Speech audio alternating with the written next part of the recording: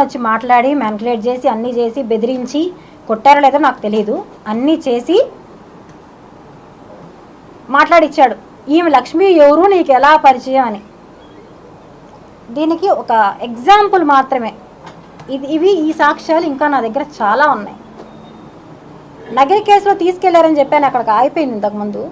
నేను మీడియా వాళ్ళకి ఇంట్రెస్ట్ ఉందో లేదో ఒకసారి చెప్పేస్తే నేను ఇదవుతానండి. లేదంటే నేను సపరేట్గా చెప్పమన్నా నేను ఓకే. ఎందుకంటే పార్టీ వాళ్ళది కదండి. నాకు మొన్నటిదాకా ఇది లేదు, ఇప్పుడు నాకు దృఢంగా నమ్మకం వచ్చేసింది. ఎందుకంటే అందరూ వాళ్ళ కోసం పనిచేస్తున్నారేమో నాకు భయం వేస్తుంది. నా పక్కన ఎవరూ లేరు అనేది కూడా నాకు దృఢం అవుతుంది సార్. నాకు ఆవిడ భయం ఎక్స్‌ప్రెస్ చేస్తున్నారు. నా భయం సార్ అది.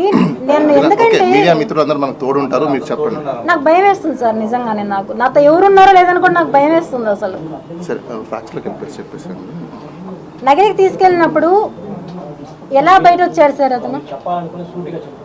అంటే ఆవిడకున్న భయాన్ని ఎక్స్‌ప్రెస్ చేస్తున్నారు అంతే సార్. నా భయం నా సార్, నా భయం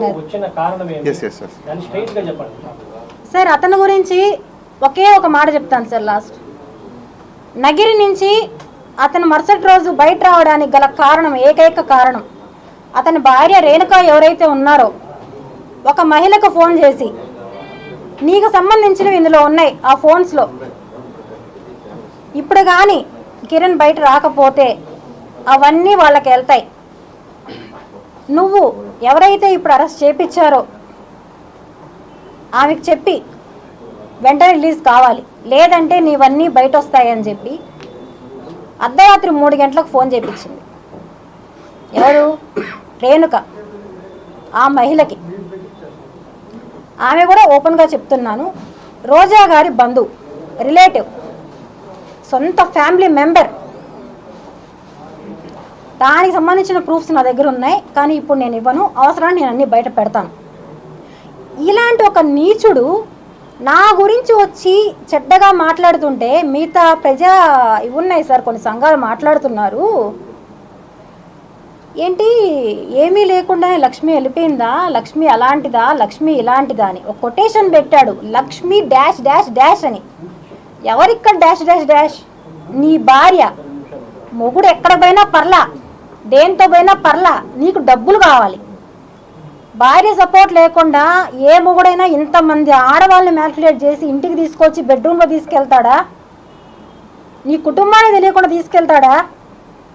నువ్వే ఇంట్లోకి వచ్చి నాకు ఇవ్వలేదండి, ఈ చెప్పిన వాళ్ళు చెప్తున్నారు, తీసుకెళ్ళి బెడ్రూమ్లో ఉండగా టీలు కాఫీలు భోజనాలు వాళ్ళకి కావాల్సినవన్నీ ఏర్పాటు చేసి అన్నీ చేసి అవసరం తీరిపోయాక అదే మహిళని ఇంట్లో తీసుకెళ్ళి దౌర్జన్యంగా కొట్టారు. దౌర్జన్యంగా. ఇలాంటి నీచుణ్ణి మీరందరూ దయచేసి అర్థం చేసుకొని, నాకు ఎలా చెప్పాలో కూడా తెలియట్లేదు, అతన్ని పనిష్ చేయాలి. నా ఫైట్కి నాకు తోడు నిలుస్తారని ఆశిస్తున్నాను. నేను ఫైట్ చేయడం నా డబ్బులు, నేను పోగొట్టుకున్నది నా డబ్బులు నాకు కావాలి. దానికోసం నేను ఎంతన్నా ఫైట్ చేస్తాను. నాకు న్యాయం దొరకాలి. నేను ఇక్కడ కూడా పోలీస్ వాళ్ళు నాకు ఇక్కడ వచ్చిన తర్వాత చాలా హెల్ప్ఫుల్గా ఉన్నారు. ఎప్పటికప్పుడు అప్డేట్ ఇస్తున్నారు, మేడం మీరు సెక్యూర్గా ఉండండి, మేము ఉంటాము అనేసి. థ్యాంక్స్ అందరికీ. మీడియా వాళ్ళకి ఒకటే చెప్తున్నాను, ఇలాంటి దుర్మార్గుడిని వదలొద్దండి. ఇతని వెనకాల ఉన్న ఎవరున్నారో వాళ్ళ మీద ఎంక్వైరీకి అన్నీ వేస్తున్నారు, అన్నీ కూడా జరుగుతాయి. ఇలాంటి నీచుడిని అయితే ఎవరు నమ్మొద్దండి, నమ్మి మోసపోవద్దండి. అవునండి, అబ్బాయి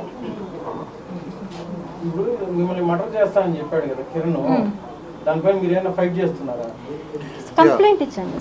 దానికి సంబంధించింది మేమైతే పోలీస్ స్టేషన్లో కంప్లైంట్ ఇవ్వడం జరిగింది. కాకపోతే ఒరిజినల్ కంప్లైంట్ ఏదైతే ఉందో ఆ కంప్లైంట్ని వద్దు అని చెప్పేసి అరెస్ట్ చేసి తీసుకెళ్లే రోజు మాడిఫికేషన్ కంప్లైంట్ని సైన్ తీసుకొని ఈరోజు పోలీస్ వాళ్ళు ఎఫ్ఐఆర్ కట్టారు. దానికి ఖచ్చితంగా యాడ్ ఆన్ సెక్షన్స్ కూడా, ఎందుకంటే దాంట్లో లైఫ్ థ్రెట్ ఉందని చెప్పి క్లియర్ కట్గా కంటెంట్స్ ఉన్నాయి. మరి ఎందుకు కంటెంట్స్ ఉన్న తర్వాత కూడా వాళ్ళు ఎఫ్ఐఆర్ కట్టలేదో, ఆ సెక్షన్స్ పెట్టలేదో వి డోంట్ నో. ఈరోజు మేము ఒకసారి ఎస్పీ గారితో కూడా మాట్లాడతాము. లైఫ్ థ్రెట్ అయితే ఉండడం మాత్రం వాస్తవం. ఎందుకంటే ఈవిడ పోలీస్ స్టేషన్ నుంచి తీసుకొని రిమాండ్ అయిపోయిన తర్వాత, అంటే ఇక్కడ ట్రాన్సిట్ వారెంట్ ఇచ్చిన తర్వాత కార్లో వెళ్ళేటప్పుడు ఈవిడ దగ్గర ఉన్న గ్యాడ్జెట్స్ కావచ్చు, వాళ్ళకి సంబంధించిన మనుషులు అక్కడ ఉన్నారు, ఆ కార్లో కూడా ఉన్నారు. తర్వాత కిరణ్ రాయల్ గారు కూడా ఈవిడతో ఎవరితోనో చెప్పించేసి నువ్వు కానీ వీడియో ఇలా రిలీజ్ చేస్తే నేను నీకు అప్పుడే బెయిల్ ఇప్పిస్తాం చేస్తామన్నట్టు, కానీ ఆవిడ ఏది స్పందించలేదు. కానీ న్యాయం అనేది ఉంది కాబట్టి ఈరోజు ఆమెది ఎఫ్ఐఆర్లో ఎక్కడే కానీ ఆ కంప్లైంట్కి సంబంధించిన డీటెయిల్స్ కూడా మీకు ఇచ్చున్నాము. జైపూర్కి సంబంధించిన ఎఫ్ఐఆర్లో ఈవిడ పేరు లేదు. ఈవిడ పేరు రావడానికి రీజన్ కూడా మీకు చెప్తాను. అందులో గోపాల్ సింగ్, తర్వాత ఇంకొక ఎక్స్ అనే పేరు, ఈ అబ్దుల్ గని అనే పేరు ఏదైతే ఉందో వీళ్ళ ముగ్గురు పేర్లే ఉన్నాయి.